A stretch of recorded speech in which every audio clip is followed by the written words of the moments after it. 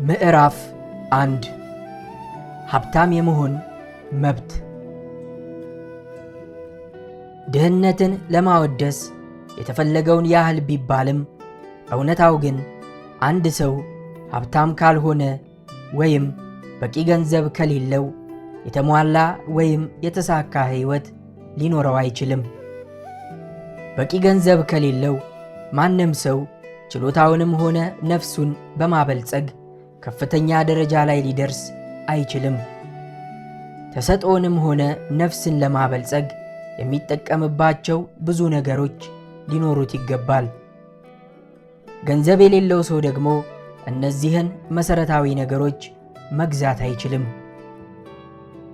አንድ ሰው በአካል በአእምሮና በነፍስ ለመዳበርና ለመበልጸግ የግድ ነገሮችን መጠቀም አለበት።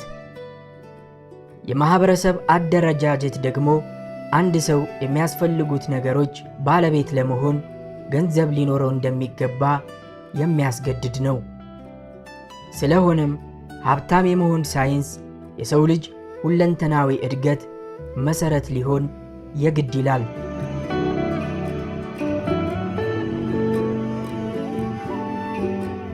አጠቃላይ የህይወት ዓላማና ግብ እድገት ነው። ሕያው የሆነ ነገር ሁሉ የማይገሰስ የማደግና የመበልጸግ ተፈጥሯዊ መብት አለው። የሰው ልጅ በሕይወት የመኖር መብት ማለት የአእምሮ መንፈሳዊና አካላዊ የተሟላ እድገትና ልማት ደረጃ ላይ ለመድረስ ይችል ዘንድ የሚያስፈልጉትን ነገሮች በነፃነትና ያለ ገደብ መጠቀም የመቻል መብት ማለት ነው። በሌላ አገላለጽ የሰው ልጅ በሕይወት የመኖር መብት ማለት ሀብታም የመሆን መብት ማለት ነው። በዚህ መጽሐፍ ውስጥ ሀብትን በምሳሌያዊ አነጋገር ልገልጸው አልፈልግም። በእውነት ሀብታም መሆን በጥቂት ነገር መደሰት ወይንም መርካት ማለት አይደለም። የበለጠ ነገሮችን መጠቀምና መደሰት ችሎታ ያለው ማንም በጥቂቱ ሊረካ አይገባም። የተፈጥሮ ግብ የሕይወት እድገትና ብልጽግና ነው። ስለሆነም እያንዳንዱ ሰው ለሕይወት ኃይል፣ ውበት፣ ድምቀትና ብልጽግና የራሱ አስተዋጽኦ ሊኖረው ይገባል። በጥቂት ነገር መርካት ኃጢአት ነው።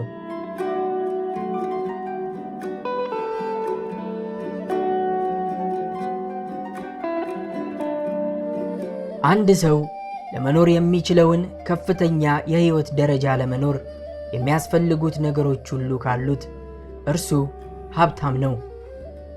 ማንም ሰው ደግሞ በቂ ገንዘብ ከሌለው የሚፈልገውን ሁሉ ማግኘት አይችልም። እስካሁን ሕይወት ተሻሽሏል፣ እናም በጣም የተወሳሰበም ሆኗል። ወደ ሙላት የቀረበ ሕይወትን ለመኖር አንድ ተራ ሰው እንኳን ከፍተኛ መጠን ያለው ሀብት ያስፈልገዋል። እያንዳንዱ ሰው በተፈጥሮ ሊሆን የሚችለውን ሁሉ ለመሆን ይፈልጋል። እንደዚህ አይነቱ የመሆን ዕድሎችን እውን የማድረጉ ፍላጎት በሰው ልጅ ተፈጥሮ ውስጥ ያለ ነው። መሆን የምንችለውን መሆን መፈለጋችንን ደግሞ ምንም ልናደርገው የማንችለው ጉዳይ ነው። በሕይወት ውስጥ ስኬት ማለት መሆን የምትፈልጉትን ስትሆኑ ነው። መሆን የምትፈልጉትን መሆን የምትችሉት የሚያስፈልጓችሁን ነገሮች በመጠቀም ነው። የምትፈልጓቸውን ነገሮች ደግሞ በነፃነት መጠቀም የምትችሉት እነሱን የምትገዙበት በቂ ሀብት ሲኖራችሁ ብቻ ነው። ስለሆነም ሀብታም የመሆን ሳይንስን መረዳት ከየትኛውም ዕውቀት ይልቅ እጅግ አስፈላጊ ነው።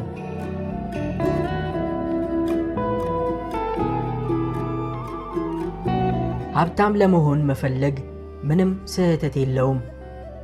ሀብታም ለመሆን መፈለግ ማለት የበለጠ የበለጸገ የተሟላና የበዛ ሕይወትን መፈለግ ማለት ነው።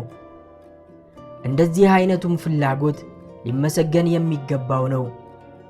የበዛና የተትረፈረፈ ሕይወትን ለመኖር የማይፈልግ ሰው ጤናማ ሰው አይደለም። እንዲሁም የሚፈልጋቸውን ነገሮች ለመግዛት በቂ ገንዘብ እንዲኖረው የማይፈልግ ሰው ጤናማ ሰው አይደለም። የምንኖርላቸው 3 የመኖር ምክንያቶች አሉ። ለስጋችን እንኖራለን፣ ለአእምሮአችን እንኖራለን፣ ለነፍሳችን እንኖራለን።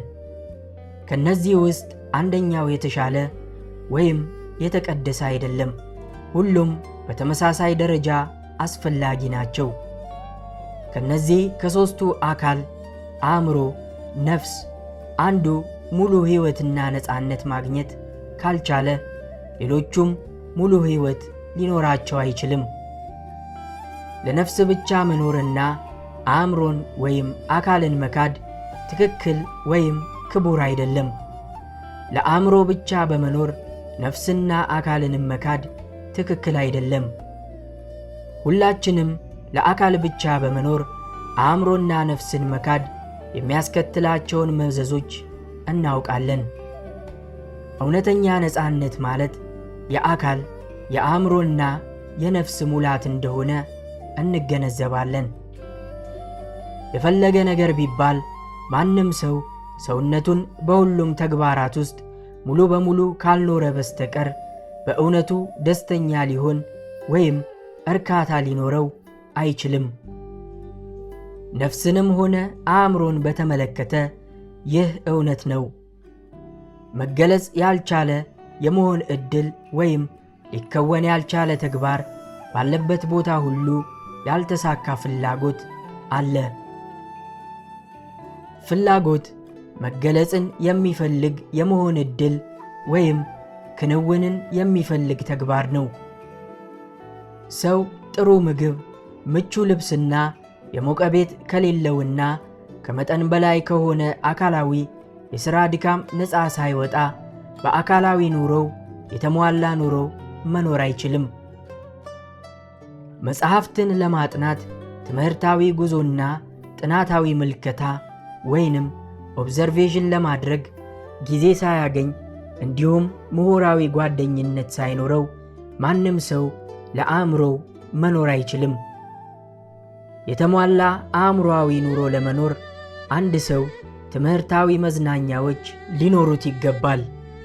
እንዲሁም ኑሮው ሊጠቀምባቸውና ሊያደንቃቸው በሚችላቸው የጥበብና ውበት መገለጫዎች የተሞላ መሆን አለበት።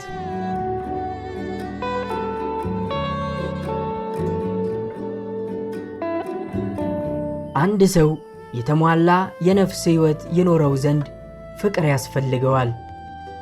የፍቅር የመገለጽ አቅም ደግሞ በድህነት ይገደባል። የሰው ልጅ ከፍተኛ ደስታ የሚያገኘው ለሚወዳቸው ሰዎች በመስጠት ውስጥ ነው። ፍቅር በመስጠት ውስጥ በጣም ተፈጥሯዊና ድንገተኛ አገላለጹን ያገኛል። ምንም የሚሰጠው የሌለው ሰው እንደ ባል፣ እንደ አባት፣ እንደ ዜጋ ወይም እንደ ሰው ቦታውን ሊሞላ አይችልም። የሰው ልጅ ሙሉ አካላዊ ሕይወትን መጎናጸፍ የሚችለው፣ አእምሮውን ማበልጸግ የሚችለው፣ ነፍሱ ሙሉ መሆን የምትችለው ቁሳዊ ነገሮችን በመጠቀም ነው። ስለሆነም ሀብታም መሆን ለሰው ልጅ እጅግ አስፈላጊ የሆነ ነገር ነው። ሀብታም ለመሆን መፈለጋችሁ ትክክለኛና እጅግም የተገባ ነገር ነው። ጤነኛ ሰው ከሆናችሁ እንደዚህ አይነቱ ፍላጎት ልታርቁት ወይም ልታስወግዱት አይቻላችሁም። ሀብታም ለመሆን ሳይንስ ከፍተኛ ትኩረት ልትሰጡት ይገባል።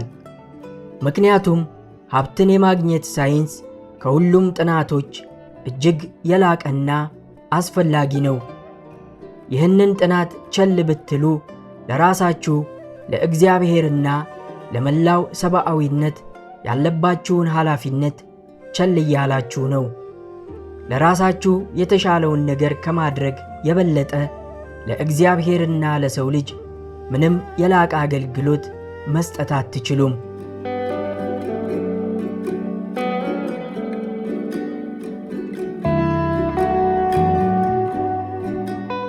ምዕራፍ 2 ሀብታም የመሆን ሳይንስ አለ። ሀብታም የመሆን ሳይንስ አለ።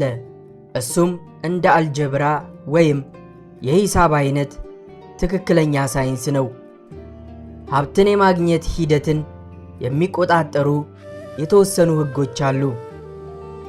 ማንኛውም ሰው እነዚህን ሕጎች ቢማርና ለሕጎቹ ራሱን ተገዢ ቢያደርግ በእርግጠኝነት የፈለገውን ሀብት ማግኘት ይችላል።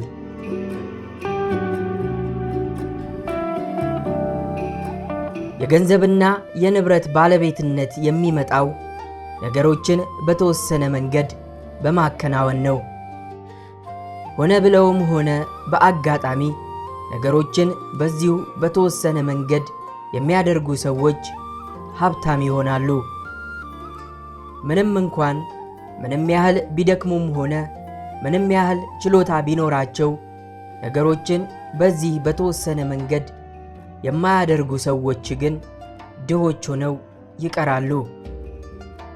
ተመሳሳይ መንስኤዎች ተመሳሳይ ውጤቶችን ማስገኘታቸው የተፈጥሮ ሕግ ነው።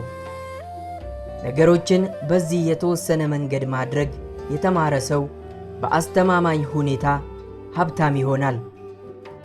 ከላይ ያለው መግለጫ እውነት መሆኑን በሚከተሉት እውነታዎች ይታያል።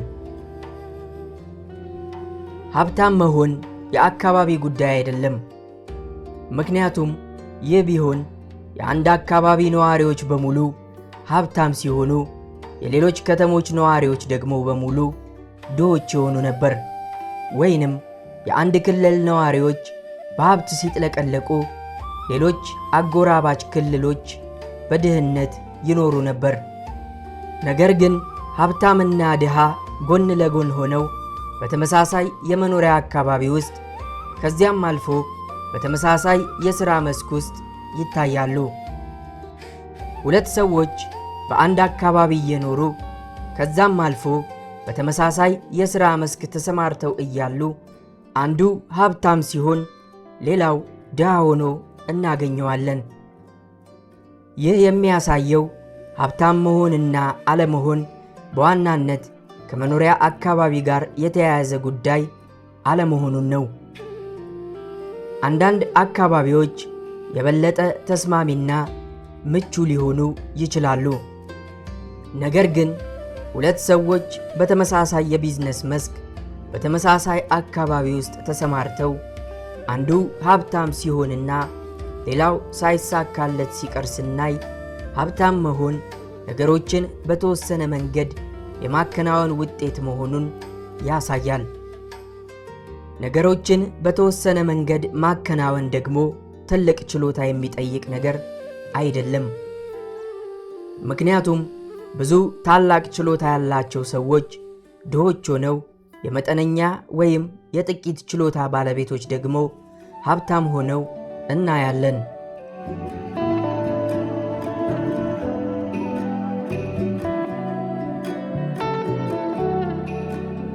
ሀብታም የሆኑ ሰዎችን በቅርበት ስናጠና ከሌሎች ሰዎች በተለየ የታላቅ ተሰጥኦና ችሎታ ባለቤት ሆነው አናገኛቸውም። ይልቁንም በችሎታቸው አማካኝ ሆነው እናገኛቸዋለን። ይህም ሀብታም ለመሆን የቻሉት ከሌሎች ሰዎች በተለየ ታላቅ ተሰጥኦና ችሎታ የተጎናጸፉ በመሆናቸው ሳይሆን ነገሮችን በተወሰነ መንገድ በማድረጋቸው ለመሆኑ ማስረጃ ይሆነናል።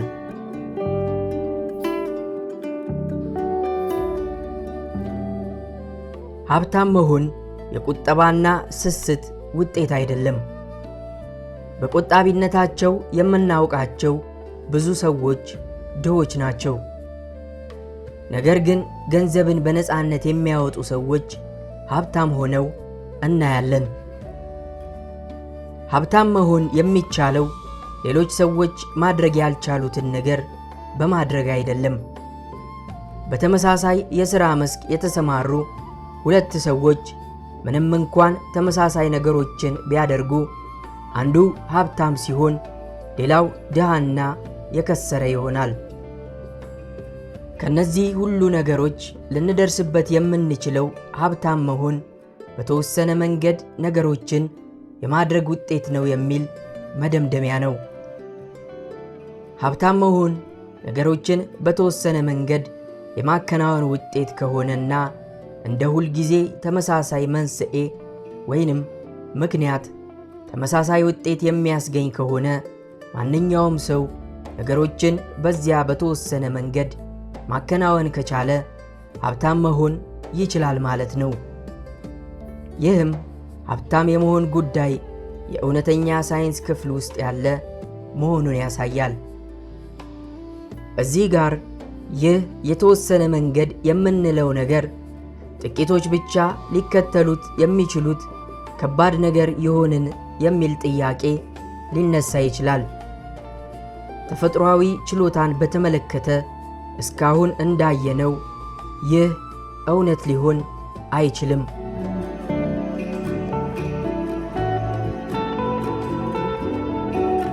ችሎታ ያላቸው ሰዎች ሀብታም ይሆናሉ። እንዲሁም ዝቅተኛ ችሎታ ያላቸው ሰዎች ሀብታም ይሆናሉ። በእውቀት ብልህ ሰዎች ሀብታም ይሆናሉ። ብልህና አዋቂ ያልሆኑ ሰዎችም ሀብታም ይሆናሉ። አካላዊ ጥንካሬ ያላቸው ሰዎች ሀብታም ይሆናሉ። ደካማና ህመምተኛ ሰዎችም ሀብታም ይሆናሉ። የተወሰነ የማሰብና የመረዳት ችሎታ በእርግጥ አስፈላጊ ነው። ግን እስካሁን ድረስ ተፈጥሯዊ ችሎታን በተመለከተ ማንኛውም ወንድ ወይም ሴት እነዚህን ቃላት ለማንበብና መገንዘብ በቂ ስሜት ካለው በእርግጥ ሀብታም ሊሆን ይችላል። ሀብታም የመሆን ጉዳይ የአካባቢ ጉዳይም እንዳልሆነ አይተናል። በእርግጥ አካባቢን በተመለከተ ከግንዛቤ ልናስገባቸው የሚገቡ ጉዳዮች አሉ። አንድ ሰው ወደ ሰሐራ በረሃ በመውረድ ስኬታማ የንግድ ሥራ አከናውናለሁ ብሎ ማሰብ የለበትም። ሀብታም ለመሆን የሚፈልግ ማንኛውም ሰው ከሰዎች መካከል መሆንና ከሰዎች ጋር ስኬታማ ድርድርና ስምምነት ማድረግ ይኖርበታል። እናም እነዚህ ሰዎች እናንተ በምትፈልጉት መንገድ ለመስራት ፍላጎት ካላቸው ደግሞ በጣም የተሻለ ነው። አካባቢን በተመለከተ ይህ በቂ ነው።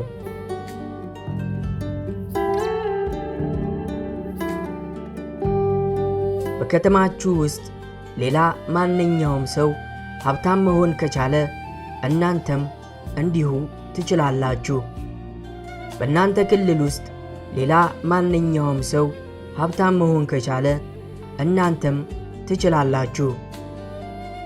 እንደገናም ሀብታም የመሆን ጉዳይ የሆነ የሥራ መስክና ሙያ የመምረጥ ጉዳይ አይደለም። በሁሉም የሥራና የሙያ መስኮች ሰዎች ሀብታም ይሆናሉ።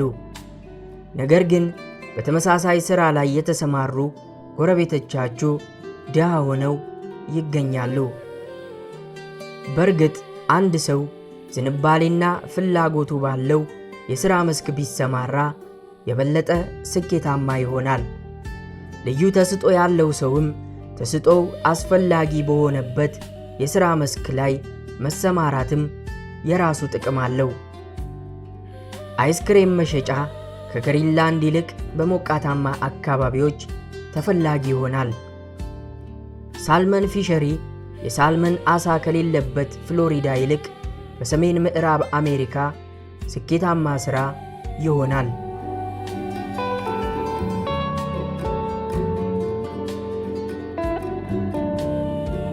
ከላይ ካነሳናቸው ተጨማሪ ጉዳዮች በተለየ የአንድ ሰው ሀብታም የመሆን ጉዳይ በተሰማራበት የሥራ መስክ አይወሰንም።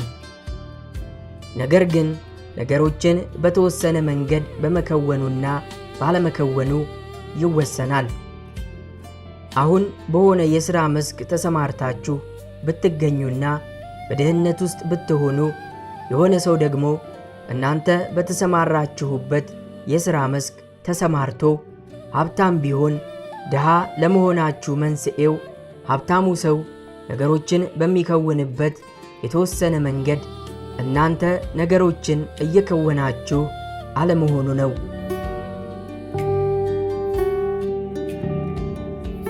የመነሻ ካፒታል ማጣት ማንንም ሀብታም ከመሆን አያግድም።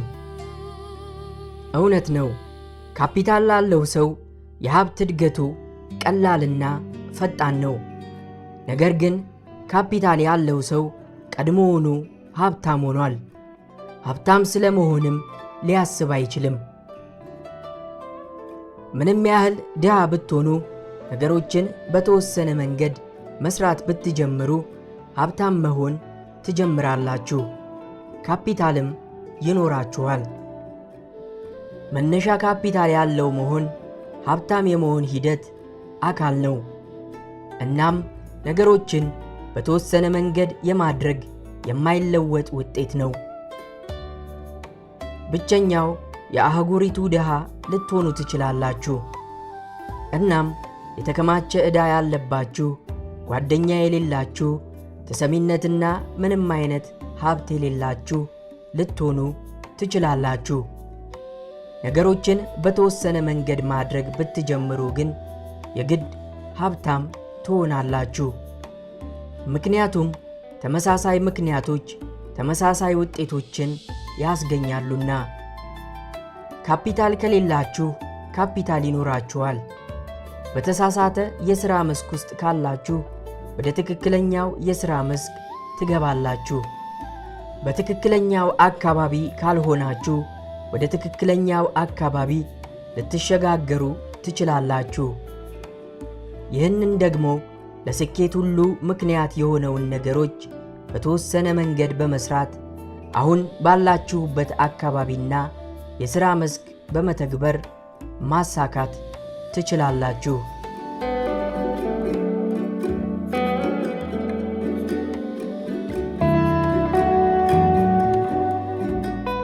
ምዕራፍ 3 ዕድሎች ሁሉ በጥቂቶች እጅ ወድቀዋልን?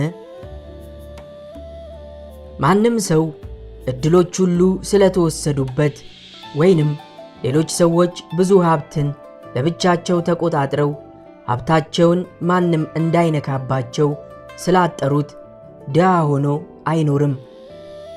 በተወሰኑ የንግድ ሥራዎች ላይ እንዳትሰማራ መንገዶች ሊዘጉብህ ይችላሉ። ነገር ግን ላንተ የሚሆኑ ብዙ ክፍት የሥራ በሮች አሉ። በከፍተኛ ሁኔታ ሞኖፖላይዝድ ስለሆነ ምናልባት ታላላቅ የባቡር ትራንስፖርት ቢዝነሶችን መቆጣጠር ከባድ ሊሆን ይችላል። የኤሌክትሪክ ባቡር ንግድ ግን ገና ጅምር ላይ ነው። ለጀማሪዎች በርካታ ዕድሎችን ይዟል። በጥቂት ዓመታት ውስጥ የአየር መጓጓዣም ታላቅ የሥራ መስክ ይሆናል። በልዩ ልዩ አገልግሎቶቹ ለመቶ ሺዎች ምናልባትም በሚሊዮን ለሚቆጠሩ ሰዎች የሥራ ዕድል ይፈጥራል። በእንፋሎት ባቡር ዓለም ውስጥ ዕድል ለማግኘት ከጄጄ ሂልና ከሌሎች ጋር ከመወዳደር ይልቅ ለምን ትኩረታችሁን ወደ አየር ትራንስፖርት ልማት አታዞሩትም?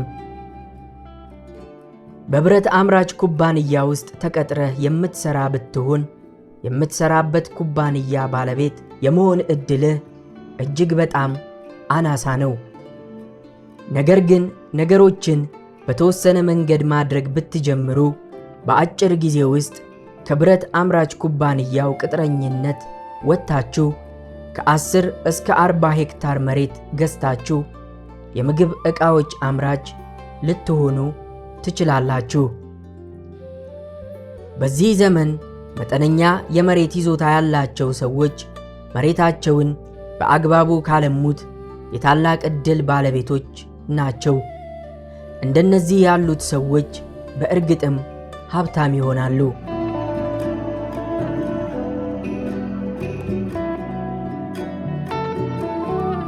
የእርሻ መሬት ማግኘት ለኔ የማይቻልና የማይሆን ነገር ነው ልትሉ ትችላላችሁ። ነገር ግን እንዴት የማይቻል እንዳልሆነ አስረዳችኋለሁ። ነገሮችን በተወሰነ መንገድ ማከናወን ብትጀምሩ በእርግጥ የፈለጋችሁትን የእርሻ መሬት ታገኛላችሁ። በጠቅላላው ፍላጎቶች እና የተደረሰበት ልዩ የማህበራዊ ዝግመተ ለውጥ ደረጃ ተመስርቶ በተለያዩ ወቅቶች የዕድል ማዕበል በተለያዩ አቅጣጫዎች ይዞራል። በአሁኑ ጊዜ በአሜሪካ ውስጥ ወደ ግብርናና ወደ ተዛማጅ ኢንዱስትሪዎች እያቀና ነው። በአሁኑ ወቅት ለፋብሪካ ሰራተኞች በተሰማሩበት መስክ ዕድል በፊታቸው አለች። ለፋብሪካ ሰራተኞች የሚፈልጉትን ከሚያቀርብ የንግድ ሰው ይልቅ ለገበሬዎች የግብርና ግብዓቶችን የሚያቀርብ ሰው የተሻለ የዕድል በር ከፊት ተከፍቷል።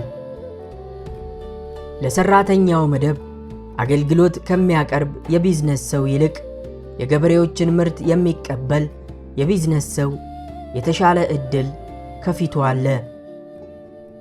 ማዕበሉን በመታገል ፈንታ ከማዕበሉ ጋር አብሮ ለሚሄድ ሰው ብዙ ዕድሎች አሉ። ስለሆነም የፋብሪካ ሰራተኞች እንደ ግለሰብም እንደ ቡድንም ዕድልን አልተነፈጉም። ሰራተኞች በቀጣሪዎቻቸው በዝቅተኛ ደረጃ ሆነው እንዲቀሩ ሊደረጉ አይችሉም። እንደ መደብ አሁን ያሉበትን ደረጃ ሊይዙ የቻሉት ነገሮችን በተወሰነ መንገድ ስለማያደርጉ ብቻ ነው።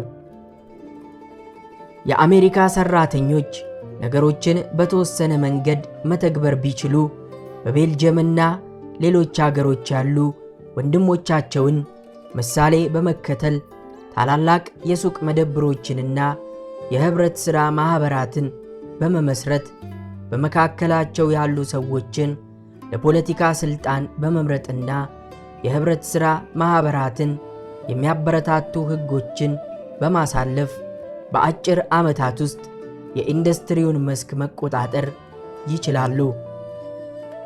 የሰራተኛው መደብ ነገሮችን በተወሰነ መንገድ ማድረግ ቢጀምር ገዢ መደብ ሊሆን ይቻለዋል።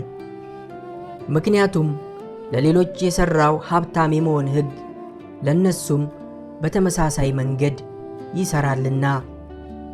ነገር ግን ይህን መገንዘብ ይኖርባቸዋል። ነገሮችን አሁን እያደረጉ ባሉበት መንገድ ማድረግ እስከቀጠሉ ድረስ ባሉበት ዝቅተኛ ደረጃ የሚቀጥሉ ነው የሚሆኑት። ግለሰብ ሰራተኛ ግን በሰራተኛው መደብ አለማወቅና የአእምሮ ስንፍና ተቀብሮ ሊቀር አይችልም። እንደ ግለሰብ ወይም ሀብትና ብልጽግና የሚወስደውን የዕድል ማዕበል መከተል ይችላል። ይህም መጽሐፍ ዕድሎችን እንዴት መከተል እንደሚኖርበት ይነግረዋል።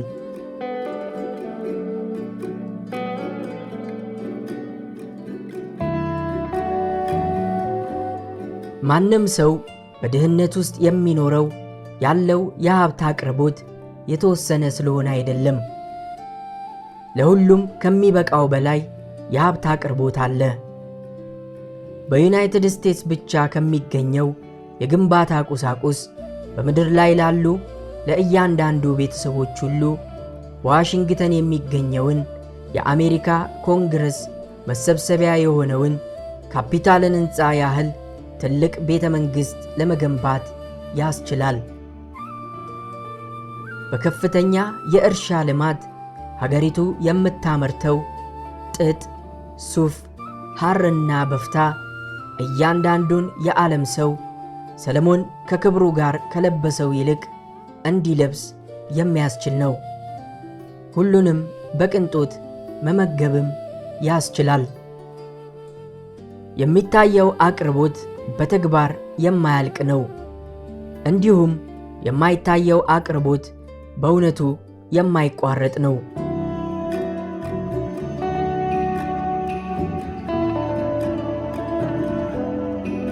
በምድር ላይ የምናያቸው ነገሮች ሁሉ ከአንድ ኦሪጂናል ንጥረ ነገር የተሰሩ ናቸው። ሁሉም ነገሮች ከዚህ ኦሪጂናል ንጥረ ነገር የመጡ ናቸው። አዳዲስ ቅርጾች ያለማቋረጥ እየተሰሩ ናቸው። ያረጁትም እየፈረሱ ናቸው። ግን ሁሉም ቅርጾች በአንድ ነገር የተሰሩ ናቸው። የኦሪጂናል ንጥረ ነገር ወይም የቅርጽ አልባው ንጥረ ነገር አቅርቦት የተወሰነ ወይም የተገደበ አይደለም። አጽናፈ ሰማይ የተሰራው ከእርሱ ነው። ግን አጽናፈ ሰማይን ለመፍጠር ሁሉም ጥቅም ላይ አልዋለም። በአጽናፈ ሰማይ በሚታዩ ቅርጾች ውስጥ ላይና መካከል በኦሪጂናል ንጥረ ነገር ወይም ቅርጽ አልባ ነገሮች ወይም ሁሉም ነገሮች በተሰሩበት መሰረታዊ ጥሬ ዕቃ የተሞላ ነው። አሁን ከተፈጠሩት የሚታዩ ነገሮች በ10,000 እጥፍ አሁንም ሊፈጠር ይችላል። ይህም ሆኖ የሁለንተናዊው መሰረታዊ የጥሬ ዕቃ ወይም ኦሪጂናል ንጥረ ነገር አቅርቦት ሊሟጠጥ አይችልም። ስለሆነም ማንም ሰው ተፈጥሮ ድሃ ስለሆነች ወይም አቅርቦት ስላለቀ ድሃ ሊሆን አይችልም። ተፈጥሮ የማይጠፋና የማያልቅ የሀብት ክምችት ነው። አቅርቦቱ በጭራሽ አያልቅም። ኦሪጂናል ንጥረ ነገር በፈጠራ ኃይል ሕያው ነው። እናም ያለማቋረጥ ተጨማሪ ቅርጾችን እያመረተ ነው። የግንባታ ቁሳቁስ አቅርቦት ሲሟጠጥ የበለጠ ይመረታል። አፈሩ በመድከሙ የምግብ ዕቃዎችና ለልብስ ቁሳቁሶች ከእንግዲህ በላዩ ላይ እንዳያድጉ በሚሆኑበት ጊዜ እንደገና ይታደሳል ወይም ከዚያ በላይ አፈር ይደረጋል። በምድር ውስጥ ያለውን ወርቅና ብር የሰው ልጅ እስኪሟጠጥ ድረስ ቆፍሮ ቢያወጣው ወርቅና ብር አሁንም በሰው ልጅ ማኅበራዊ እድገት ደረጃ ተፈላጊ ሆነው ከቀጠሉ የሰው ልጅ ከቅርጽ አልባው ንጥረ ነገር ተጨማሪ ወርቅና ብር እንዲያገኝ ይሆናል። ቅርጽ አልባው ንጥረ ነገር ለሰው ልጅ ፍላጎቶች ምላሽ ይሰጣል። ያለ ጥሩ ነገርም እንዲኖር አይፈቅድለትም። አጠቃላይ የሰው ዘርን በተመለከተ ይህ እውነት ነው። የሰው ዘር ሁልጊዜ በጣም ሀብታም ነው። ግለሰቦች ድሃ ሆነው ቢገኙ ግን ግለሰቦችን ሀብታም የሚያደርገውን የተወሰነ መንገድ ተከትለው ነገሮችን ባለማድረጋቸው ምክንያት ነው። ቅርጽ አልባው ነገር ብልህ የሆነ ነው። የሚያስብም ነገር ነው። ሕያው ነው። ሁልጊዜም ለተጨማሪ ሕይወት የሚገፋፋ ነው። የበለጠ ሕይወትን መጨመር መፈለግ ተፈጥሯዊና የሚኖር የሕይወት ተፈጥሮ ነው። ማደግና መስፋት የብልህነት ተፈጥሮ ነው። ንቃተ ሕሊናም ዳርቻውን የሚያሰፋበትንና ሙሉ መገለጫ የሚያገኝበትን መንገድ መፈለጉ ተፈጥሮ ነው።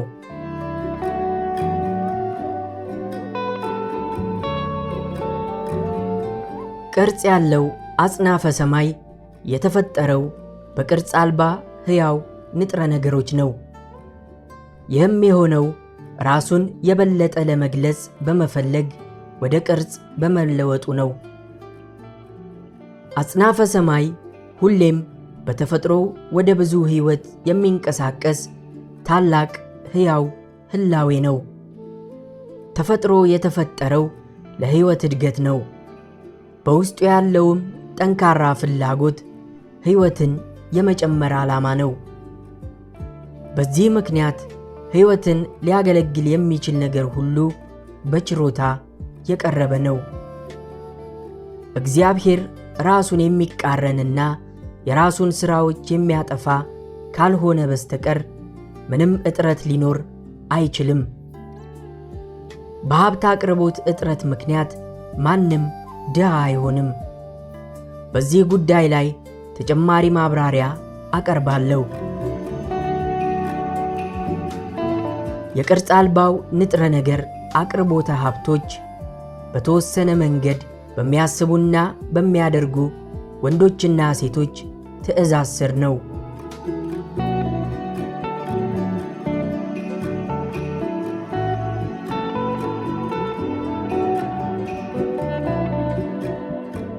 ምዕራፍ 4 ሀብታም በመሆን ሳይንስ ውስጥ የመጀመሪያው መርህ።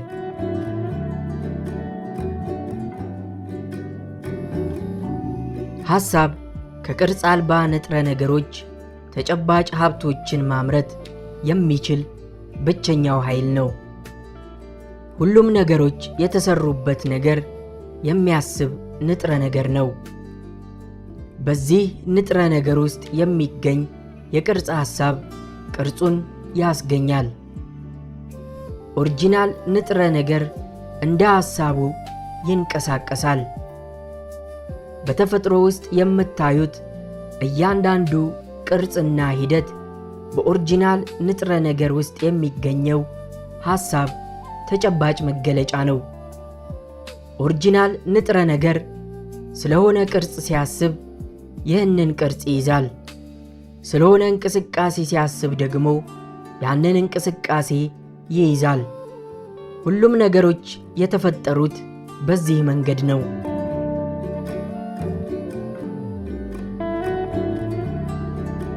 የምንኖረው የአስተሳሰብ አጽናፈ ሰማይ አካል በሆነው በአስተሳሰብ ዓለም ውስጥ ነው። የሚንቀሳቀስ አጽናፈ ሰማይ ሐሳብ በቅርጽ አልባው ንጥረ ነገር ውስጥ ተስፋፍቶ የሚያስበውን ነገር በሐሳቡ መሠረት በማንቀሳቀሱ የፕላኔቶችን ሥርዓተ ቅርጽ እንዲይዝና ቅርጹን እንዲጠብቅ አድርጎታል። የሚያስበው ንጥረ ነገር የሐሳቡን ቅርጽ ይይዛል፣ በሐሳቡም መሠረት ይንቀሳቀሳል።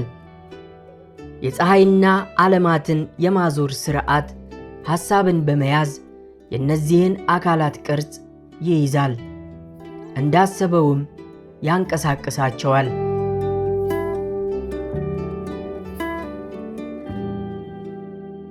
በዝግታ የሚያድግን የኦክ ዛፍ ቅርጽ በማሰብ በሐሳቡ መሠረት ተንቀሳቅሶ ምንም እንኳን በመቶዎች የሚቆጠሩ ዓመታትን ቢፈጅበትም ዛፉን ያስገኛል። በፈጠራው ሂደት ውስጥ ቅርጽ አልባው ንጥረ ነገር ባስቀመጠው የእንቅስቃሴ መስመሮች የሚንቀሳቀስ ይመስላል። የኦክ ዛፍ ሐሳብ ያደገ የኦክ ዛፍን በቅጽበት አያስገኝም። ነገር ግን በተወሰነ የእድገት መስመሮች መሠረት ዛፉን ለማስገኘት በሚያስችል እንቅስቃሴ ይጀምራል። በሚያስበው ንጥረ ነገር ውስጥ ያለ ማንኛውም የቅርጽ ሐሳብ የቅርጹን መፈጠር ያስከትላል። ነገር ግን ይህ የሚሆነው አስቀድሞ በተወሰኑ የእድገትና ድርጊት መስመሮች መሠረት ነው።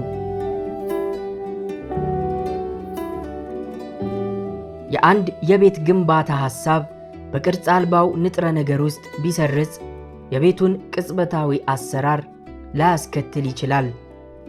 ነገር ግን ቀድሞውኑ በንግድና ሌሎች መስኮች በሥራ ላይ የነበሩ የፈጠራ ኃይሎችን ወደዚህ መስመር በመቀልበስ የቤቱን በፍጥነት መገንባት ያስከትላል።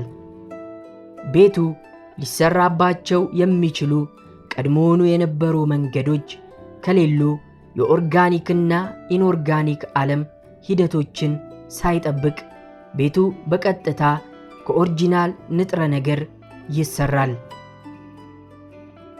የትኛውም በኦሪጂናል ንጥረ ነገር ላይ የሰረጸ የቅርጽ ሐሳብ ቅርጹን ሳይፈጠር መቅረት ፈጽሞ አይችልም።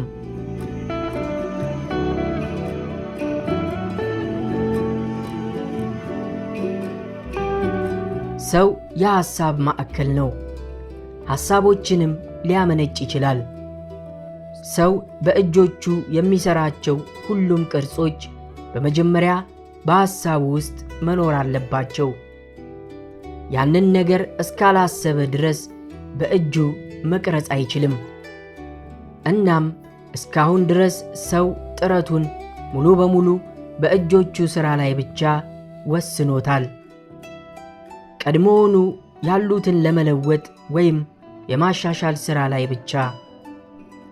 አዳዲስ ቅርጾችን ለመፍጠር ሐሳቡን በቅርጽ አልባው ንጥረ ነገር ላይ ለማስረጽ መሞከርን አስቦት አያውቅም።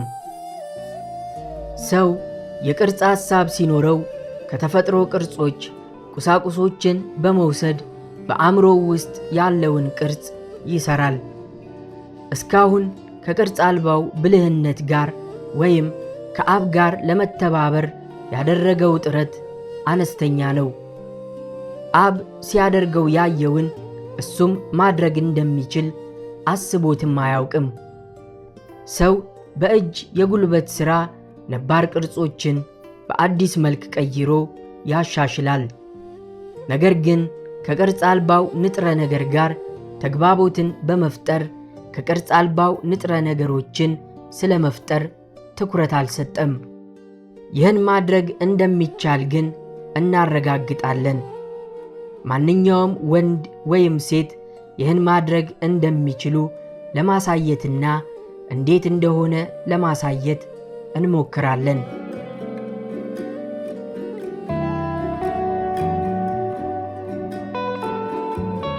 እንደ መጀመሪያ እርምጃችን 3 መሠረታዊ ሐሳቦችን ማስቀመጥ አለብን።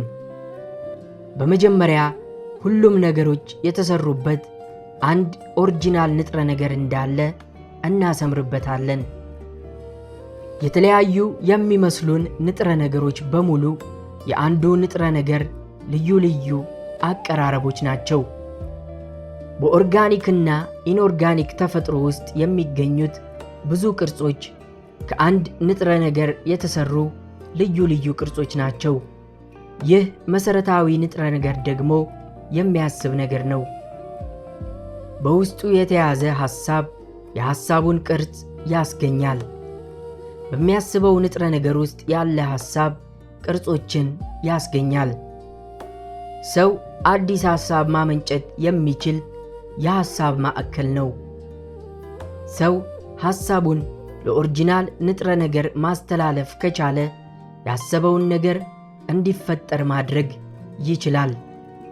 ይህን ለማጠቃለል በመጀመሪያ ደረጃ አጽናፈ ሰማዩን ዘልቆ የሚገባ በውስጡም የተሰራጨና የተስፋፋ ሁሉም ነገሮች ከእርሱ የተሰሩበት የሚያስብ ንጥረ ነገር አለ። በዚህ ንጥረ ነገር ውስጥ ያለ ሐሳብ በሐሳቡ ውስጥ ያለውን ነገር ያስገኛል። ሰው በሐሳቡ ውስጥ ነገሮችን መፍጠር ይችላል። እናም ሐሳቡን ቅርጽ በሌለው ንጥረ ነገር ላይ በማስረጽ ያሰበው ነገር እንዲፈጠር ሊያደርግ ይችላል። እነዚህን አረፍተ ነገሮች በአሳማኝ ሁኔታ እንዳስረዳ ልጠየቅ እችላለሁ። ወደ ዝርዝር ጉዳዮች ሳልገባ በአመክንዮና በተሞክሮ ይህን ማድረግ እችላለሁ።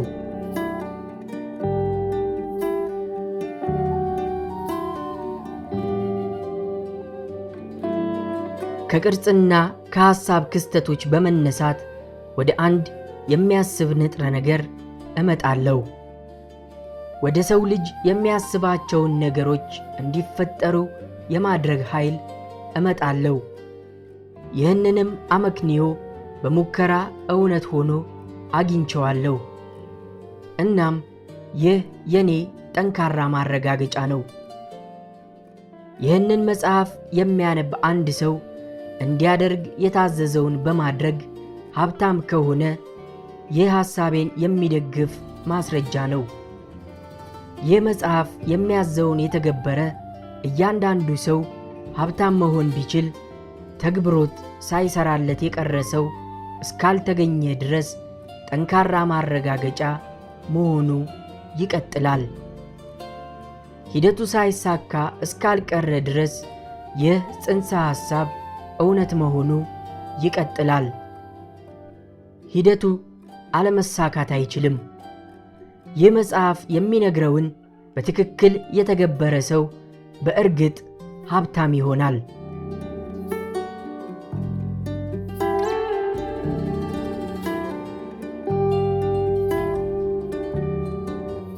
ሰዎች በተወሰነ መንገድ ነገሮችን በማከናወን ሀብታም ይሆናሉ ብያለሁ። እናም ይህን ለማድረግ ሰዎች በተወሰነ መንገድ ማሰብ መቻል አለባቸው። አንድ ሰው ነገሮችን የሚያከናውንበት መንገድ ስለ ነገሮች የሚያስብበት መንገድ ቀጥተኛ ውጤት ነው። ነገሮችን በፈለጋችሁት መንገድ ለማከናወን አስቀድማችሁ ማሰብ የምትፈልጉትን ነገር በፈለጋችሁት መንገድ የማሰብ ችሎታ ሊኖራችሁ ይገባል። ሀብታም ለመሆን ይህ የመጀመሪያ እርምጃ ነው። መልክና ሁኔታን ወደ ጎን በመተው ማሰብ የሚፈልጉትን ማሰብ እውነትን ማሰብ ነው።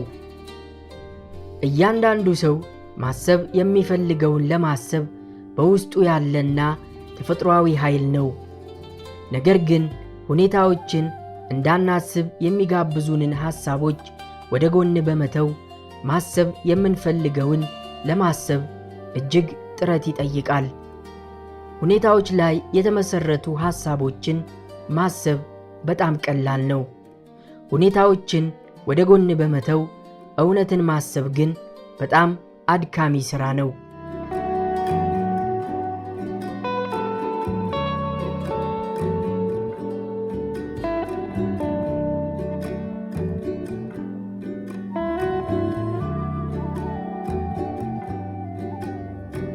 ተያያዥና ተከታታይ ሐሳቦችን እንደማሰብ የሰው ልጆችን ጉልበት የሚያዝል ሌላ ሥራ የለም።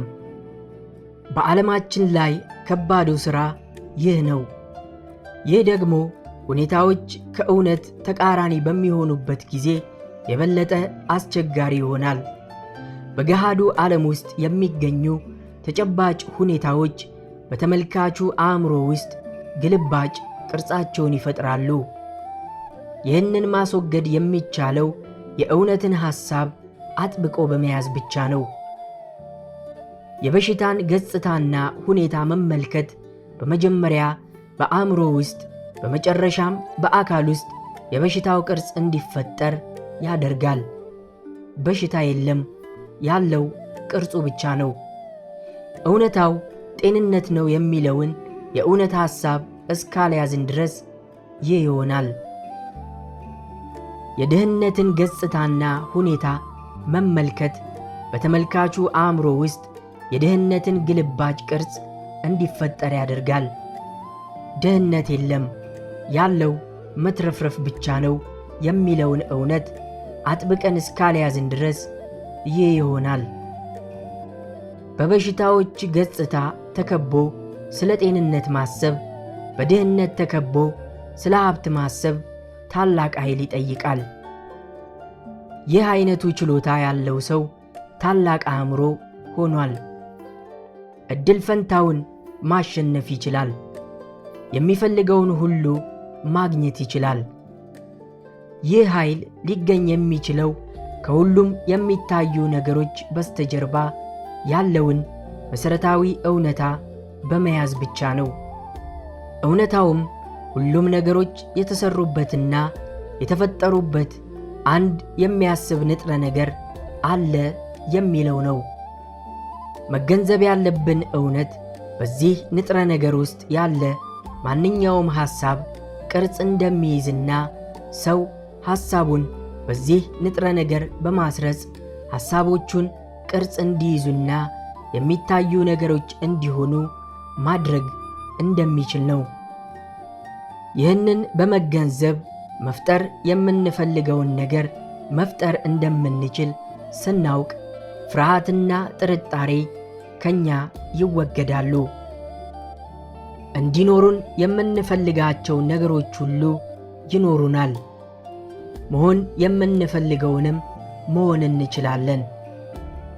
ሀብታም ለመሆን እንደ መጀመሪያ እርምጃ በዚህ ምዕራፍ ውስጥ ቀደም ብለው የተቀመጡትን 3 መሠረታዊ አረፍተ ነገሮች ልትተማመኑባቸው ይገባል። ትኩረት ታደርጉባቸው ዘንድ እደግማቸዋለሁ። በመጀመሪያ ደረጃ አጽናፈ ሰማዩን ዘልቆ የሚገባ በውስጡም የተሰራጨና የተስፋፋ ሁሉም ነገሮች ከእርሱ የተሰሩበት የሚያስብ ንጥረ ነገር አለ። በዚህ ንጥረ ነገር ውስጥ ያለ ሐሳብ በሐሳቡ ውስጥ ያለውን ነገር ያስገኛል። ሰው በሐሳቡ ውስጥ ነገሮችን መፍጠር ይችላል። እናም ሐሳቡን ቅርጽ በሌለው ንጥረ ነገር ላይ በማስረጽ ያሰበው ነገር እንዲፈጠር ሊያደርግ ይችላል። ከዚህ አሃዳዊ የአጽናፈ ዓለም አስተሳሰብ ውጪ ያሉ የአጽናፈ ዓለም ጽንሰ ሐሳቦች ወደ ጎን ልትል ይገባል። ይህም የተለምዶ ሐሳብህ እስኪሆን ድረስ በዚሁ ልትቀጥል ይገባሃል። እነዚህን አረፍተ ነገሮች በአእምሮአችሁ ላይ እስኪታተሙና የእምነታችሁ አካል እስኪሆኑ ድረስ ደግማችሁ ደጋግማችሁ አንብቧቸው።